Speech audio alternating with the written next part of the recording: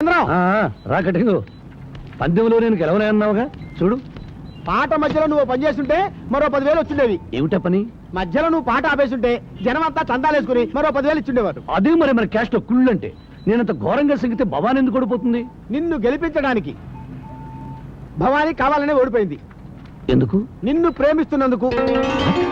భవాని నన్ను ప్రేమిస్తుందా? అవును, నువ్వు అంటే పెళ్లి చేసుకోవడానికి కూడా సిద్ధంగా ఉంది.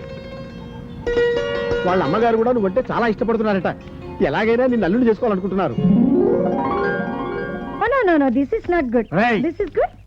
వాడు వ్యాపారి, ఇది కొనుగోలుదారి. మధ్యలో దళారులా నువ్వెందుకు ఇక్కడ? వెళ్ళిపో. బాగా చెప్పారా? చంద్ర కూర్చో. ఏమిటి మావయ్య మీరు ఎప్పుడు చూసినా అతని మీద ఫైర్ అయిపోతున్నారు? నేనే అతన్ని రమ్మన్నాను. You please go in. తులసి కోటలో దొరదగుంటాకుని పెంచుతున్నట్టు వీడిని ఇంట్లో పెట్టుకుని పెంచుతున్నారు. నాకెందుకో ఈ హవాలాగాన్ని కొంచెం దూరంగా ఉంచడం మంచిది అనిపిస్తోంది. ఇదిగో ఏది బాగుందో నువ్వు చెప్పు. తాతయ్య గారి సలహా ఆయన చెప్పినట్టు నేను దూరంగా ఉండడమే మంచిది. చంద్రం, ఆయన ఓల్డ్ ఏజీ మంది యంగ్ ఏజీ ఏదో అంటూ ఉంటారు. Don't feel. నీ చేత్తో ఒక చీర సెలెక్ట్ చేసి పెట్టు. మీ ఎరుపుకి ఈ మెరుపు చీర బాగా సూట్ అవుతుంది, తీసుకోండి. ఆహా, అదిరిందల్లుడు. కానీ ఈ చీర నా కోసం కాదు, మా అమ్మాయి కోసం. మీ అమ్మాయికి? ఆవిడ కట్టుకోబోయేది నేను సెలెక్ట్ చేస్తే ఏం బాగుంటుంది? నేను ఈ చీర తీసుకుంటాను. తీసుకో. మీ అమ్మాయి గారికి కాదు. మీ అమ్మగారు తీసుకెళ్తావా? తీసుకో, డబ్బులు నేను ఇస్తాను. మా అమ్మకి కూడా కాదు, నా ప్రేయస్కి. నీకు ప్రేయస్ ఉందా? అదేమిటండి అలా అడిగారు? నేనేమైనా 20 ఏళ్ళు జైల్లో ఉండొచ్చానా నాకు ప్రేయస్ లేకపోవడానికి? ఎవరు? పాలకుట్టిని మలయాళీ అమ్మాయి. మలయాళీ అమ్మాయా? అవునండి, ఇంటర్ కాస్ట్ మ్యారేజ్. మా పెద్దవాళ్ళు కూడా ఒప్పుకున్నారు. త్వరలోనే పెళ్లి కూడా చేసుకోబోతున్నాం.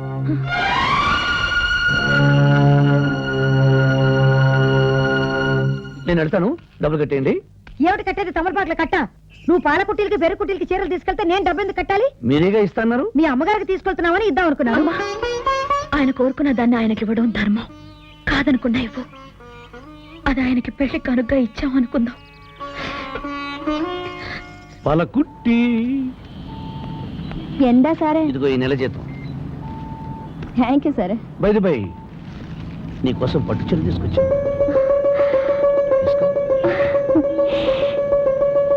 చాలా బాగుంది సరే. ரொம்ப థ్యాంక్స్ సరే. దాని ఖరీదు 1300. నీకు కాబట్టి 650కి ఇచ్చేస్తాను. ఏంటలా చూస్తున్నావు? ఆ 650 ఎక్కువ అనుకుంటే 600 ఇవ్వచ్చు చాలు. థ్యాంక్స్. నువ్వు వెళ్ళి పని చూసుకో. అమ్మ నా బిగ్ బ్రదరు, 1 టౌన్ ఫ్రీగా చీర కొట్టేసి 2 టౌన్ అమ్మేస్తావా? రై, నీకు ఇక్కడేం పనిరా? వెళ్ళి పని చూసుకో. ఏంటయ్యా ఏడుస్తున్నా? చిచి, ఉద్యోగం దొరకనప్పుడే ఏడవలేదు. ఉల్లిపాయలు వస్తుంటే కన్నీళ్ళు వచ్చాయి. బ్యాచులర్ గా ఇలా వంటలవి చేసుకుంటూ ఎన్నాళ్ళయ్యా బాధపడతావు? నన్ను చేసుకున్నావు అనుకో. సారీ, నాకు పాలకుట్టి ఉంది. అది ఏనాడు నా మనసుని చెవు కుట్టినట్టు కుట్టింది. కుట్టినట్టు కుట్టలేదు. అబద్ధం ఆడితే అతికినట్టు ఉండాలి. ప్రేయసి పెళ్ళని కహానీలు చెప్పి ఈ చీర కొట్టేసి ఆ పాలకుట్టికి 650 రూపాయలకి అమ్మేస్తావా? 600గా ఇచ్చింది, నీకు 650 అని చెప్పి నీ దగ్గర 50 కొట్టేసిందా?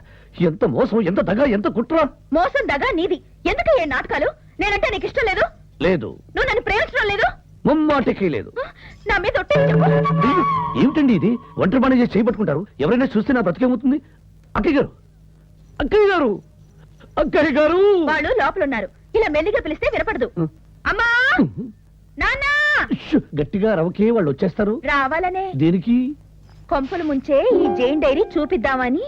అయ్యో, కొంపర కూల్చే డైరీల్లోకి, బ్యాంకులు ముంచే కుంభకోణాల్లోకి ఎక్కే క్యారెక్టర్ కాదండి నాది. పర్సనల్ గా రాసుకున్న డైరీ. అదే మా వాళ్ళకి చూపిద్దామని. ఏమిటిది? భవాని, నిన్ను ఏ ఘడియలో చూశానో గాని ఘడియ ఘడికి నువ్వే గుర్తుకొస్తున్నావు. అది పెన్ను సరిగ్గా రాస్తుందో లేదో అని టెస్ట్ చేశా. అలాగా? అయితే ఇదేమిటి? భవాని, నువ్వు బంగారు చేపవైతే నేను ఉప్పు చేపని. నువ్వు కోకిలవైతే నేను కాకిని. నువ్వు గుళ్ళో దేవతవైతే నేను గుడి ముందు కొబ్బరి చిప్పలు ఏరుకునేవాడిని. ఏమిటయ్యా ఈ దిక్కుమల్లి పోలికలు? ఇది పెన్ను ఇంకుందో లేదో అని టెస్ట్ చేశాను. అలాగా? మరి ఇదేమిటి పెన్సిల్ తో రాసావు? నీ పెదవుల మీద పెదవులు ఆనించే అదృష్టం వచ్చే జన్మలోనైనా నాకుందా? వచ్చే జన్మ దాకా ఎందుకయ్యా? ఈ జన్మలోనే నీకోసం అల్లాడుతున్నాను. నువ్వు ముద్దంటే నేను వద్దంటానా? హ్యాపీగా అడిగి పెట్టుకోవచ్చు కదా. భవాని, నీకు నాకు పొత్తు కుదరదు. ఏ ఎందుకు కుదరదు? నీకేం తక్కువ? అన్ని తక్కువే. మీ నాన్నగారు నన్ను ఆదరించి ఆశ్రయం ఇచ్చి ఇంత తిండి పెట్టారు. నా బ్రతుకు తెరువుకు దారి చూపించారు. అటువంటి మహానుభావుడికి ద్రోహం చేయడం నన్ను మోసం చేసి రేప్ చేస్తే ద్రోహం గాని ప్రేమిస్తే ద్రోహం ఎందుకు అవుతుంది? చూడు, ఆయన సంగతి నీకు తెలీదు. తిన్నగా ఆయన దగ్గరికి వెళ్ళి, సార్ నేను మీ అమ్మాయిని ప్రేమిస్తున్నాను, పెళ్లి చేసుకుంటానని ఫ్రాంక్ గా చెప్పేసావనుకో, చెప్పు తీసుకొడతా. ఏ కొట్రు నీ ప్రపోజల్ విని అదిరింది అల్లుడు అంటూ ఎగిరి గంతేస్తారు. నా మాట విను. నీకు నాకన్నా మంచి కుర్రాడు, చదువుకున్నవాడు, నిజమైన బ్రాహ్మణుడు భర్తగా దొరుకుతాడు. ఖచ్చితంగా దొరకడు. నువ్వు నాకే కాదయ్యా, మా అమ్మకు కూడా బాగా నచ్చేసావు. సొంత తమ్ముడు అనుకుని ఎంతో అభిమానిస్తోంది తెలుసా. నువ్వెన్ని చెప్పినా ఈ పెళ్లి జరగదు. అయితే ఓసారి కళ్ళు మూసుకో. ఏ కృష్ణానికి వస్తే తగలబెడతావా? చెప్పిన పని చెయ్యి. సరే మూసుకున్నాను, చెప్పు.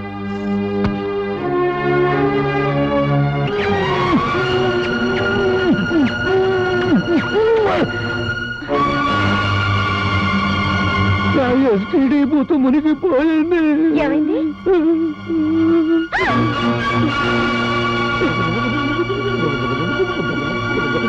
అందుకే వాడిని దూరంగా ఉంచమని మొదటి నుంచి మొత్తుకుంటూనే ఉన్నాను. ఇప్పుడు వర్షంలో తడిసి గొడుగు కోసం వెతుక్కోవడం ఎందుకు? అందుకని పంపదీసి భవానీని వాడికిచ్చి పెళ్లి చేస్తారా ఏమిటి? ఏం చేస్తాం? భవానీ మూతి మీద కాసింది పసుపు నీళ్ళు తొలించి శుద్ధి చేయించేస్తే మా అబ్బాయికి ఏదో సర్ది చెప్పి 3 వేయించేస్తాను. నీ చుట్ట వెలగాలంటే పక్కింటి వాడి కొంప తగలడాలన్నమాట. ఏదో విధంగా ఫిట్టికి పెట్టి ఆ ఇద్దరు ప్రేమికుల్ని విడదీసి భవానీని కోడలు చేసుకుని శాస్త్రి గారి ఆస్తిపాస్తులన్నీ కాజేయాలని నీ విధ ఆలోచన. ఇదిగో కటింగు, నువ్వు నోర్మై. శాస్త్రి గారితో వెయ్యి కావాలనే ఆలోచన ఇవాటిది కాదు, గత పుష్కరకాలం నుండి నేను అనుకుంటూనే ఉన్నాను. ఏమని? వారి ప్రాపర్టీ కొట్టేద్దామనే. రే కటింగ్ ఫిట్టింగ్ ఆపండ్రా మీ గోళ. నువ్వేమిట్రా కొబ్బరికాయ కొట్టిన రాయినా అలా కూర్చుండిపోయావు? ఏదైనా పరిష్కారం ఆలోచించు. వాడిని ఇంట్లో పెట్టి నేను తిండి పెట్టి నీ కోడలు తప్పు చేయబట్టే దానికి తప్పటడుగు వేసే అవకాశం వచ్చింది. నాన్న, మీరేదైనా సంబంధం చూస్తే అబ్బాయి నీకు నచ్చాడా అని అడిగే కదా నా పెళ్లి చేసేవారు.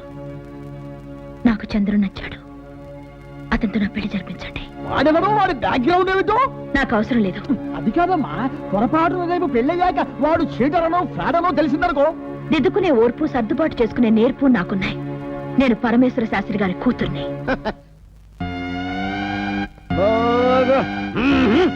ఏమండి, మొన్న రాజమండ్రి సిద్ధాంతి గారు వస్తే ఆయనకి మన భవానీ జాతకం చూపించానండి. ఆయన దీనికి త్వరలోనే పెళ్ళైపోతుంది, ఆ పెళ్లి మన ఫ్యామిలీకి పెద్ద టర్నింగ్ పాయింట్ అవుతుందని చెప్పారండి. చెప్పాడమ్మా టర్నింగ్ పాయింట్. ఆయన చెప్తే అక్షరాలా నిజమవుతుంది. శాస్త్రి, అయ్యా చంద్రం తల్లిదండ్రులకు కబురు పెట్టు, ముహూర్తాలు పెట్టుకుందాం.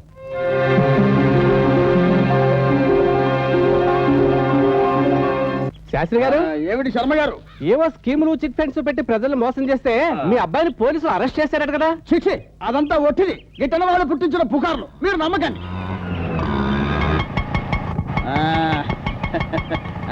ఎక్కడి నుంచి రావటం? జైలు నుంచి. జైలు నుంచి అప్పుడు ఎలా వచ్చావు? బెయిల్ మీద వచ్చానులే. అది సరే, ఆ భవానీ ఏంటి ఆ చంద్రగాడిని ఏమన్నా ప్రేమించిందంట? అవును, అది వాడిని ప్రేమించి వస్తే దాని బాబు పెళ్లి చేసేయడానికి రెడీ అయిపోయాడు. మరి నువ్వు ఇక్కడ ఏం చేస్తున్నట్టు? నా వల్ల కాలేదు. ఇప్పుడు నువ్వు కూడా వచ్చావు కాబట్టి మన ఇద్దరు క్రిమినల్ బుర్రల్ని ఉపయోగించి దాని పెళ్లి ఆపు.